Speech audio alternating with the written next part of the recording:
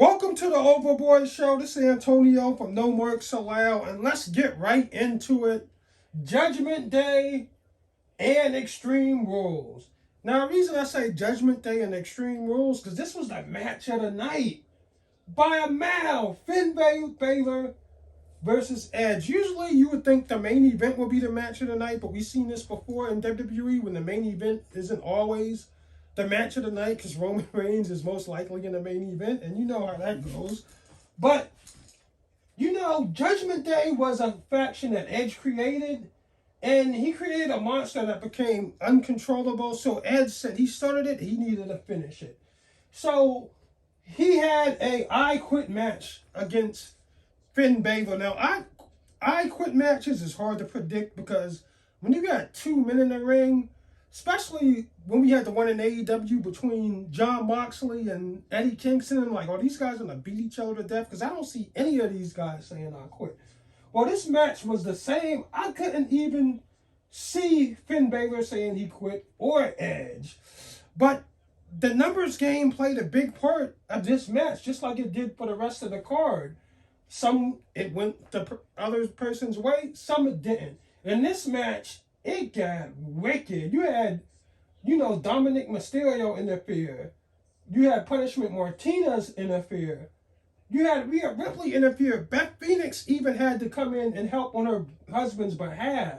And we seen when Rhea Ripley handcuffed, Edge, and Beth Phoenix came in there and cleared house, and she got the key and uncuffed Edge. And, Edge had his chance to get at, Dominic Mysterio and turn things into his favor. But then Rhea Ripley came in and had a face-off with Beth Phoenix. It was just crazy. And what made this match awesome was when Beth Phoenix got involved, that's when the match got good because Rhea Ripley ended up, knocking Beth Phoenix out with the brass knuckles, and then she threatened to break, Beth Phoenix's neck, just like Edge's neck was broke by hitting her in the head with a chair underneath her head already. And what was so savage about it, Edge had to say he quit because his wife was about to get finished. But Rhea Ripley hit her anyway, and that got the ire of fans. Like, this is like a top heel moment. Like, if the fans would have rioted, I wouldn't have been surprised because the reaction to what Rhea Ripley did, I know she probably lost a lot of fans, even her diehard fans, for doing that shit. But I always said, you can't put a price on veterans. I say this with Sting. I say this with Edge. Like, when Sting first came to AEW, I was like, Sting, he kind of washed. This Crow thing is kind of old, but I was wrong. The fans love nostalgia. So they went crazy for Sting, and it's working out well with Sting and Darby. This Edge thing with Unforgiven worked out amazing, and it's one of the things that's really getting over with fans in Triple H's new WWE. And this started before Triple H took over, and a lot of people was loving it. But Edge is just like the guy from the, Attitude Era, the guy from the Ruthless Aggression era that just knows how to get over, knows how to play on the emotions of the fans. And he still knows the psychology of putting on a good match. So I was wrong about Edge. I was like, WWE, they got way too much NXT talent to depend on Edge. You see what I'm saying? And like me, I like new shit. I dropped out of WWE after the Attitude Era and came back in 2016 when New Japan started connecting with Ring of Honor once I heard about Kenny Omega and everything. But you just can't deny that nostalgia gets over. And Edge and Finn Balor are one of the people fans want to see in these big spots. And Triple H is putting them in these big spots. Spots that, Finn Balor, Punishment Martinez, Rhea Ripley wasn't getting at first under Vince tutelage. Finn Balor was really an afterthought to Rick Boogs and Madcap Moss. But now we're seeing these main eventers, be where they belong. Now, like I said before, this was the match of the night. Psychology, action work. And like I said, none of these matches had rules, so the numbers game plays a huge part in all of these matches. Now let's get back to the women's championship, where the numbers game didn't work out because Bianca Belair was still able to defeat Bayley. And this is sort of the second extreme match that she defeated Bayley in. She defeated Bayley in a Hell in a Cell match not too long ago. Was that a year or two ago? I think it was. And Bayley had the weapons, but she still couldn't overcome Bianca Belair. Well, this time Io Shirai and Candice LeRae, I think that's her name, came to the ring and tried to all but assure Bayley to win, and Bianca Belair KO'd two of them at the same time. She also KO'd Bayley, and she ended up grabbing that belt.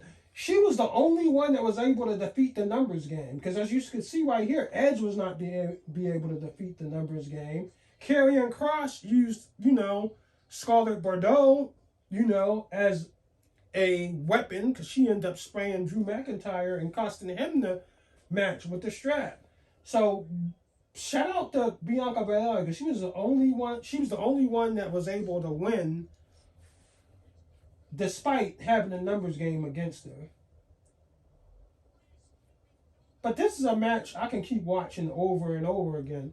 And let's not forget about the main event, because I'm watching the main event and I'm seeing the vignettes between Seth Rollins and Matt Riddle, and the shit was funny because he was like, "You're the only man in your family is Becky," some shit. And then Seth Rollins was like, "Let's talk about where your family is. Your wife broke up for you, and then he was like, your wife broke up with you, and she didn't let you see the kids anymore. And then Matt, because you're a bitch." I was like, "Oh, that was crazy." And then Matt Riddle was like, I'm gonna beat your ass. That match was crazy, and this might have been the biggest win, of Matt Riddle's career, because we all loved him with RK Bro. That really got over. And we seen the high spot he did, the RKO he did to Seth Rollins. And Seth Rollins was the sentimental favorite. Even though he was the heel, the fans seemed to gravitate to Seth Rollins more than Matt Riddle. Because, when he comes in with that, oh, and Seth is a throwback. When AEW was dominating the headlines and people were saying the WWE was garbage under Vince's watch, Seth was the one fighting back, defending his company on Twitter. But, the WWE fans rallied behind Seth for some reason. And shout out to Daniel Cormier, because he's an ex-UFC champion. And he was like, "Fight him. Do not fight me. Fight him. Do not fight me." But Cormier had a little rust on him, because I remember, I think Finn Balor or Seth Rollins did a curve stomp. No, I think Seth Rollins did a curve stomp on Matt Riddle. And Daniel Cormier is just sitting there, and the commentator was like, "What is Daniel Cormier doing?" He was just sitting there looking at it. He was like, "He's supposed to count to 3. But the way Daniel Cormier thought it was, he just thought it was a shoot. Motherfuckers were supposed to get in there and kill each other. But Matt Riddle did that, that his finisher off the top of that thing, which wasn't even that high. He could have went to the top of the cage. They was all like fucking, getting hyped for nothing. I was like, he didn't even jump that far. But this might have been Matt Riddle's best performance of his career and his biggest run of his career in a, Extreme Rule match. So 2 heels won and 2 faces won the main matches at Extreme Rules. And I gotta say, this was a great pay-per-view. I'm not even gonna front. WWE, they can put on pay-per-views. It just seems like the TV, they really slack off because they got 2 shows every week, and it's like 5 hours of television. But every once in a while, you get a good show. But the pay-per-views, I always take my time out to watch a pay-per-view. I haven't missed one in like a year. And this one was worth it.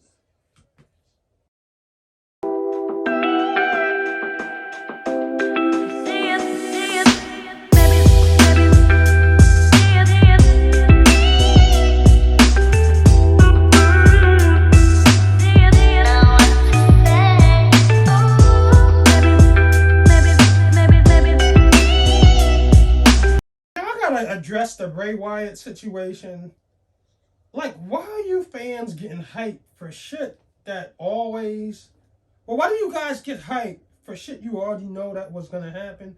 We all knew Bray Wyatt was coming back as the White Rabbit, But I don't know if this is fans' excitement or if Vince is injecting crowd noise into the crowd, because this is why motherfuckers call you marks, and this is why WWE can't improve. Instead of getting new people, they just bring back old motherfuckers you never seen or you haven't seen in a while and act like it's a surprise. And you guys act like fucking marks and get hype over it. Bray Wyatt is coming back to do the same stupid shit, the spooky shit, and just job the Roman. So is Braun Strowman. They're not bringing any new talent up from NXT. The talent they brought up from NXT should have been there 2 years ago. So Adam Cole and them is in AEW now, the Undisputed Era. The best thing that ever happened to NXT was the Undisputed Era. You still got Dexter Lumis on some jokey joke shit against The Miz, like he's looking like a fool again. And you bring Bray Wyatt back doing the same spooky, scary shit, and y'all fans is getting happy about it. You shouldn't have. Now, if you're a Bray Wyatt fan, it's cool, but y'all acting like this was a motherfucker we never seen before. It's the same shit. Like I said, WWE. No, I said Apple, Jordan, and WWE selling you the same shit over and over again. This is like a sneakerhead getting excited for some Bread 1s or some Bread 11s to come back out, knowing that they already had this shit out already. But, like I said before, everybody knew the White Rabbit was spelled Bray Wyatt if you really did your homework on it. But this looked like the same or not too different. And motherfuckers is like, holy shit, holy shit, holy shit, like you never seen it before. All these new motherfuckers are old motherfuckers that was in WWE before, that sat down for a while and didn't get signed by AEW or TNA or New Japan. It's coming back to WWE to be the same, do the same shit, and play the same role. Bray Wyatt will not beat, Roman Reigns for the title. He's just going to job until WrestleMania. You see what I'm saying? Or job until Royal Rumble, whatever it is. They don't put Braun Strowman and Bray Wyatt in front of Roman Reigns at their two biggest pay-per-views before WrestleMania and make it seem like Roman is a conqueror after he already beat these motherfuckers before. So I don't know if Braun Strowman has lost to Roman Reigns or Roman Reigns has lost to Braun Strowman already, but they're going to try to make it seem like Roman wants some get back. And it's going to make it look like, oh, Bray Wyatt is that supernatural creature that can beat Roman, and Roman just looks super strong until WrestleMania. So I'm not surprised, and you shouldn't have been surprised either that Bray Wyatt back. You shouldn't even mark the fuck out either.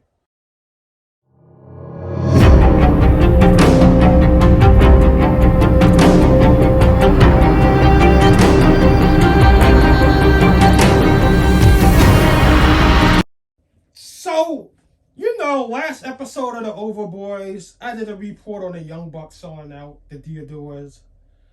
That was exclusively in Champs and why I didn't get a pair. Now, after some idiot watched the episode, I'm seeing this. The 10.5 to size 12 going for $500 and $600 on Macari. There's a reason this shit ain't on StockX or GOAT, because don't nobody want them except for diehard wrestling fans.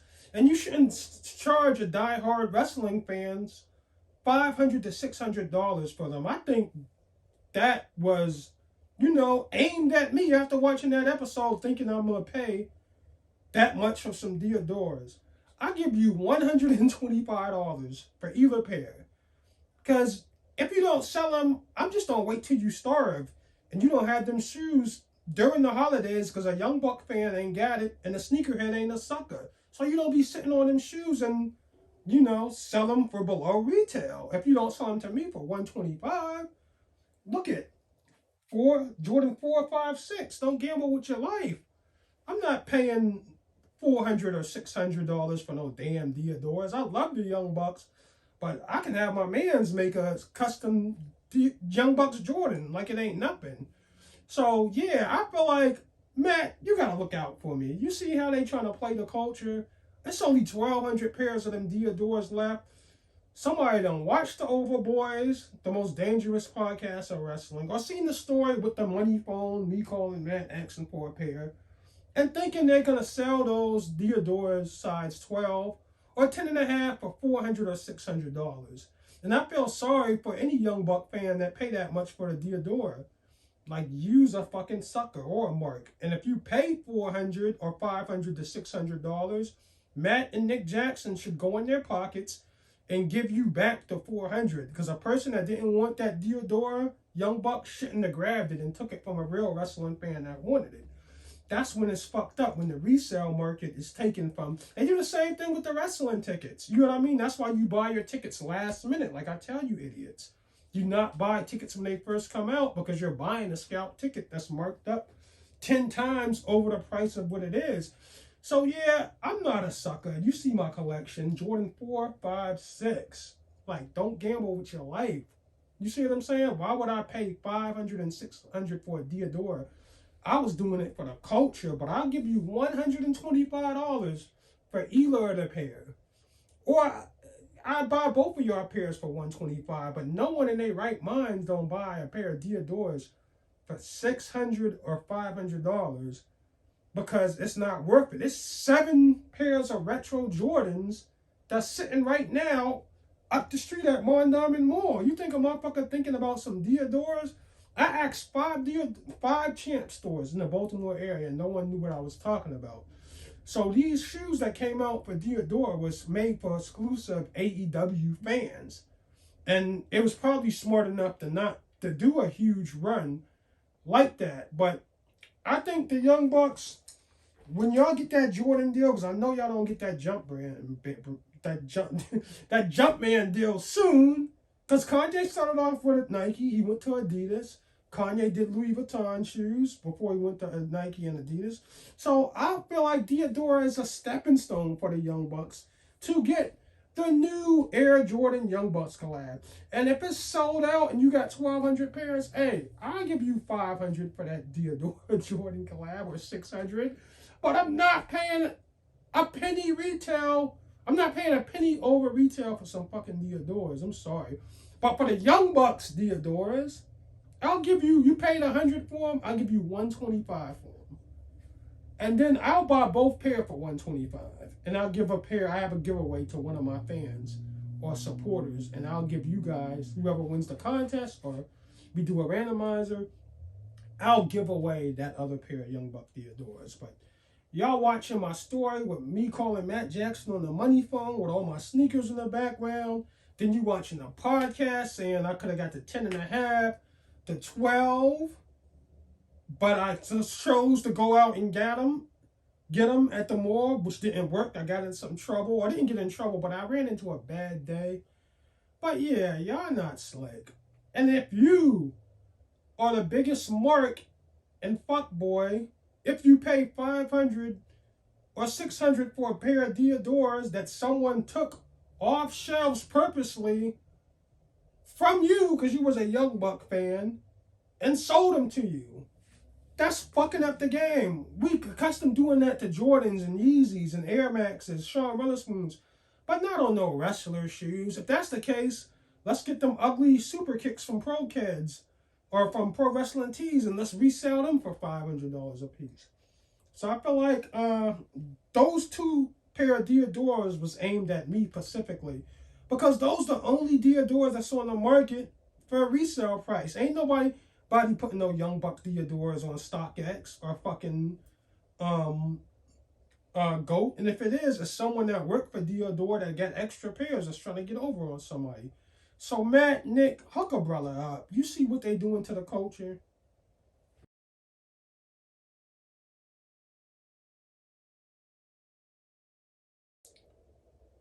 So, man, Nick Gage put his career on the line. John Moxley put his title on the line. His GCW title on the line.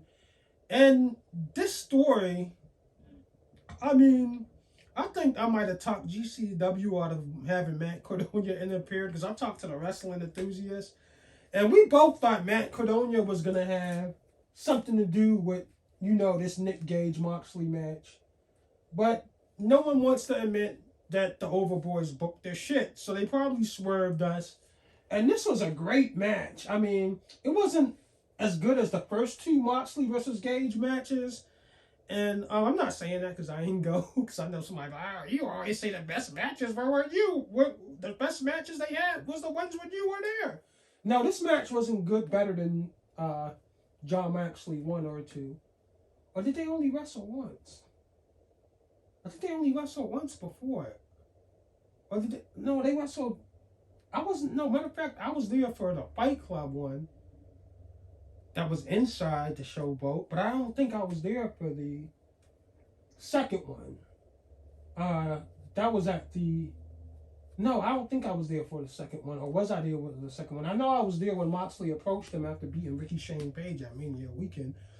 But what was interesting in this match, Nick Gage finally got the help. Nick Gage is always the one that gets screwed over and, ends up losing the GCW title. Whether it's the Ricky Shane Page or John Moxley or Matt Cardona, it's always Nick Gage being the brunt of the interference. This time he got some help from AEW. It was Stokely, Hathaway, and Morrissey came in and chokeslammed Moxley twice. Then, Nick Gage hit Moxley with 2 pile drivers and 2 rock bottom backbreakers and put him away. Like, he put Moxley down. And Nick Gage, I wonder if he's looking back, because it seemed like Nick Gage was out and didn't see what happened. I don't think Nick Gage wanted to win the title that way. I think he wanted to beat Moxley one-on-one. Like, he didn't want to have the whole GCW locker room beat up on Moxley so he can get an advantage. So, will Nick Gage have a rematch? Career versus title part 2, because in the steel cage match, locked with no interference, so he can really beat John Moxley, because he really didn't beat John Moxley. AEW did. And this has MJF stench all over it. Because, MJF has the casino chip to cash in the title at any time. Well, to cash in to face any AEW champion that has that title. And then Tuesday in John Moxley's hometown, he's going against Adam Hangman Page, I think, in Dynamite. Can you imagine MJF beating Moxley, cashing in that casino chip and beating Moxley in his hometown for the AEW title? That would be probably the worst week in John Moxley's life, or the worst 7-day period in John Moxley's life. He loses the GCW championship and AEW championship in the same week. MJF is a master manipulator. You've seen this at AEW when he hired the firm to win the casino ladder match, and they gave him the golden ticket. Because MJF once used Nick Gage as one of his hitters to take out Chris Jericho, and that didn't work. So would this work against John Moxley? It's very interesting to see, but GCW was saved because MDK was saved. Without MDK, there's no GCW. But looking back at the tape, and when he sees Morrissey's interference with that match, will Nick Gage want to rematch the Moxley, because he didn't want to win that way? Like, he wants to win by slicing your forehead up and hitting you with light bulbs, but he doesn't want interference from another whole-grown man. You see what I'm saying? So I think after watching the tape, Nick Gage won't be happy with his own win.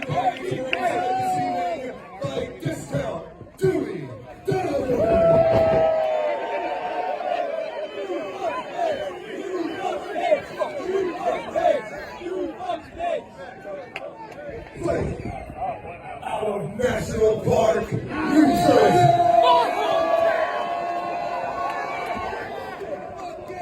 Today, he weighed in with an official weight of 217 pounds.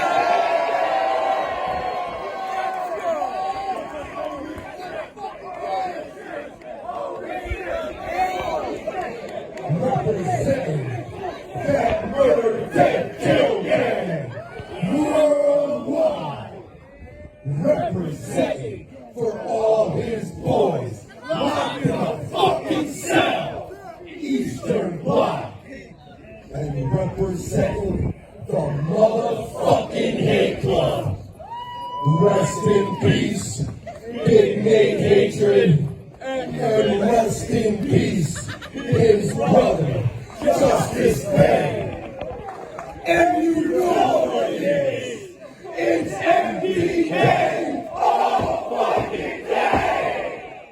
The man, the king, the fucking goddess shit.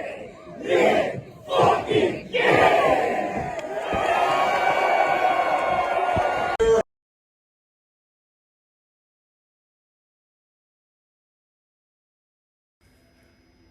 Now, the WWE hosted Raw in Barclays Center in Brooklyn this Monday, and they had the DX 25th year anniversary, which was a DX reunion. But this is the Overboys, the most dangerous podcast in wrestling, and we're not going to talk about what everyone else is talking about. We're going to talk about Bobby Lashley, because not only did he lose his title to Seth freaking Rollins, he got demolished by Brock Lesnar, who WWE made us think he was done for the year, or done for good, but they lied again. So, you know, Americans will never give black people reparations. It's not going to happen. But the WWE can do something like that for their fans. For all the times they had wrestlers make black people look stupid, from the Coco Bewares, the Junkyard Dogs, the R-Truths, the Hit Rows, you don't see any black people wearing these t-shirts. You see black people wearing vintage, you know, RKO shirts, vintage Shawn Michaels shirts, vintage Razor Ramon shirts. Why aren't they wearing a vintage Junkyard Dog shirt, a vintage Coco Beware shirt, a vintage R-Truth shirt? Because they all look like a clown. Because even if you have, no one wants to wear a Kofi Kingston shirt, or a New Day shirt, or a Hurt Business shirt, you see more black people with, you know, the Bloodline shirts. So since, you know, the WWE fan base is, you know, mostly black now, like when you look at all black podcasters, all they really talk about is WWE exclusively. And when everybody jumped shit to AEW and said, I'm not fucking with WWE no more because it's trash, it was the black fans that still stuck with WWE. Now, this is what we're gonna do. This is how WWE can pay their black fans back for making black wrestlers look stupid. Give Bobby Lashley a legacy. Hopefully this Brock Lesnar thing can lead to a trilogy where no one can interfere. And Brock will get a win, Bobby can get a win. And on that rubber match, Bobby Lashley would beat Brock Lesnar. Then he compels himself to call out Roman Reigns. WrestleMania 39. LA, second night. If The Rock doesn't show up, put Cody to the side. He can do something else with Triple H for night one. Bobby Lashley defeats Roman Reigns and has a real title run, holding both the United States Championship and the world's, not the United States Championship, holding the World Heavyweight Championship and the Universal Championship, and let Bobby keep it for like 4, 5, 6 months after WrestleMania. Do a black wrestler right, because if you don't have a top guy that's black in the WWE without us having to dick ride The Rock and pretend that he's black when he's a Samoan, let it be Bobby Lashley. You know, he has all the accolades. His MMA record is better than Brock Lesnar's and Ronda Rousey's. He ran TNA for 3 years, had some great years in TNA. Give black people something real, because right now black people are looking like clowns for supporting the WWE. Kofi had the belt and lost to Brock Lesnar in 7 seconds. Big E had the fake heavyweight title and lost it in 2 weeks. So this is how WWE can pay their black fans reparations. Have Bobby Lashley, night 2, defeat Roman Reigns for the Universal title and the heavyweight title. Shit, Roman beat everybody fucking else. I mean, at least you could do that, because I don't think The Rock is coming back for WrestleMania 39 or WrestleMania 39. Did he say no already? Like, why is Rock back? Did The Rock get the green light for Black Adam too? And then they're starting to record that near WrestleMania season just to be funny? So let me know if this is the right way that WWE can pay their black fans back for sticking with them.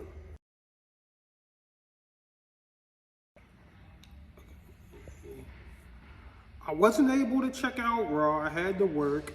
It was in Brooklyn. Usually when WWE comes to Brooklyn, I always go to New York City to see them, or even if they're at Madison Square Garden, I go to see them anywhere close to Baltimore. But I had to work, so I couldn't make it.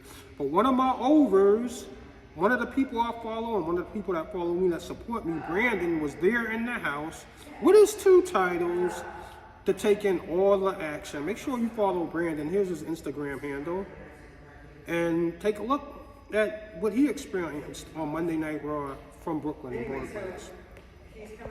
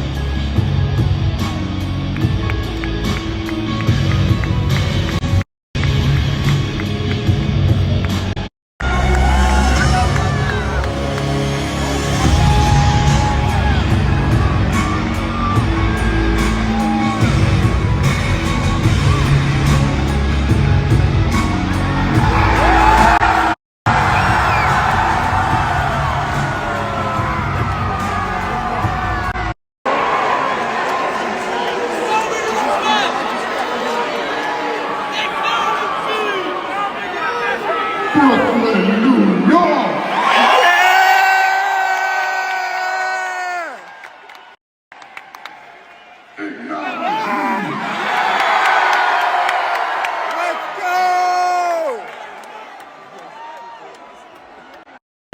Let's go! Yeah, Joey! Go out there and give it to Omos. There's 2 of you and 1 of him. You gotta get out. Yeah! You got this!